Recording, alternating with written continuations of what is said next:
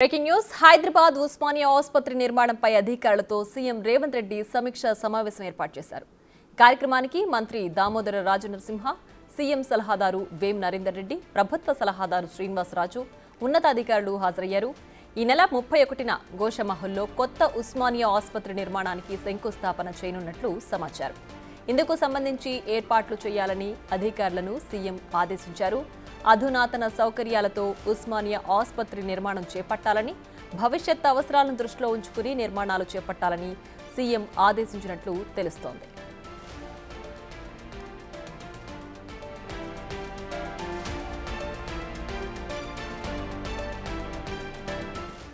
మరింత సమాచారం మా అసోసియేట్ ఇన్పుట్ ఎడిటర్ నగేష్ అందించడానికి సిద్ధంగా ఉన్నారు. నగేష్, చెప్పండి, కొత్త ఉస్మానియా ఆసుపత్రి నిర్మాణానికి సీఎం రేవంత్ రెడ్డి సమీక్ష సమావేశం ఏర్పాటు చేశారు కదా, ఏంటి దీనికి సంబంధించి డీటెయిల్స్, ఏ అంశాలు తెర మీదకి వచ్చాయి? తెలంగాణకు గుండెకాయ లాంటిది ఉస్మానియా ఆసుపత్రి. ఇంతకుముందు గాంధీ ఆసుపత్రిని కూడా అదే లెవెల్లో నిర్మించారు, కానీ ఈసారి ఉస్మానియా ఆసుపత్రి మాత్రం తెలంగాణలో ఉన్న ప్రజలందరికీ ఉపయోగపడే విధంగా ఉండాలని చెప్పి సమీక్ష నిర్వహించారు. ఈ నెల 31న గోషమహల్లో కొత్త ఉస్మానియా ఆసుపత్రి నిర్మాణానికి శంకుస్థాపన కూడా చేయనున్నారు. అందుకు సంబంధించి ఏర్పాట్లు కూడా చేయాలని చెప్పి అధికారులని ఆదేశించారు. అధునాతన సౌకర్యాలతో ఉస్మానియా ఆసుపత్రి అంటే కార్పొరేట్ హాస్పిటల్ తలదన్నే విధంగా ఉండాలని చెప్పి నిర్మాణం అని చెప్పి వాళ్ళు ఒక డిజైన్ కూడా అనుకున్నారు. భవిష్యత్ అవసరాలను దృష్టిలో పెట్టుకుని నిర్మాణాలు ఉండాలని చెప్పి సమీక్షలు పేర్కొన్నారు. కార్పొరేట్ తరహాలో పార్కింగ్ కానీ, మార్చురీ కానీ, ఇతర సౌకర్యాలు ఉండాలని చెప్పి డిజైన్ సంబంధించి దామోదర్ రాజనరసింహ, అలాగే వైద్య ఆరోగ్య శాఖ ముఖ్య కార్యదర్శి కృష్ణ, వీళ్ళందరికీ కూడా ఆ డిజైన్లు కూడా చూపించారు. కానీ ఆ రోడ్లు కానీ, బిల్డింగ్ డిజైన్లు కూడా కొన్ని మార్పులు కూడా సీఎం సూచించారు. లేఅవుట్ కానీ, బిల్డింగ్ డిజైన్ కానీ, ల్యాండ్స్కేపింగ్ విషయంలో కూడా ముందస్తు ప్రణాళికలు చేసుకోవాలి, ఎటువంటి ఇబ్బందులు కూడా ఉండకూడదని చెప్పి సమీక్షలు పేర్కొన్నారు. రోగులు, వైద్య సిబ్బంది కూడా ఎలాంటి అసౌకర్యం కూడా ఉండకూడదని చెప్పి అందులో సమీక్షలు పేర్కొన్నారు. ఆధునిక వసతులు మాత్రం ఖచ్చితంగా ఉస్మానియా ఆసుపత్రి నిర్మాణంలో పాటించాలన్నారు. అంటే భవన నిర్మాణ నిబంధనలు కావచ్చు, పార్కింగ్, ఫైర్ స్టేషన్, ఎస్టీపీ నిర్మాణాలు, హెలి అంబులెన్స్ సౌకర్యాలు ఉండాలన్నారు. అంబులెన్స్లు, ఫైర్ ఇంజన్లు కూడా సులువుగా వెళ్లే విధంగా పార్కింగ్ సౌకర్యాలు ఉండాలన్నారు.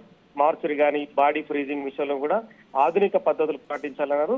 మొత్తానికైతే ఈ నెల 31న శంకుస్థాపనలకు అన్ని ఏర్పాట్లు చేయాలని చెప్పి అధికారులను ఆదేశించారు. ఎక్కడ కూడా ఏ విషయం కూడా వెనక్కు తగ్గ విషయం ఉండకూడదు.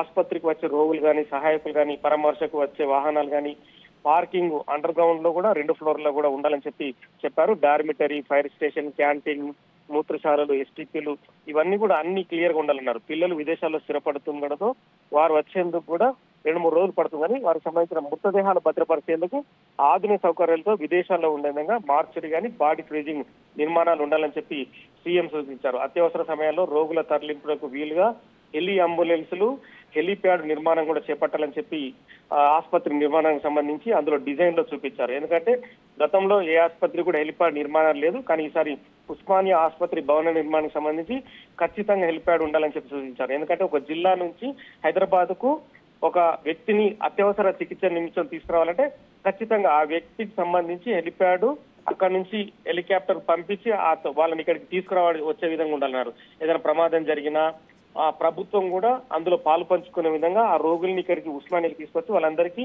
ఖచ్చితంగా సహాయం జరిగేలా వైద్యం కూడా క్లియర్ గా జరిగేలా ఇందులో నిర్మాణాలు ఉండాలని చెప్పి సమీక్ష నిర్వహించారు. ఈ నెల 31న గోషమహల్లో ఘనంగా శంకుస్థాపన నిర్వహించడానికి కూడా అన్ని ఏర్పాట్లు చేయాలని చెప్పి అధికారులను ఆదేశించారు. Right Nagesh, thanks for the updates.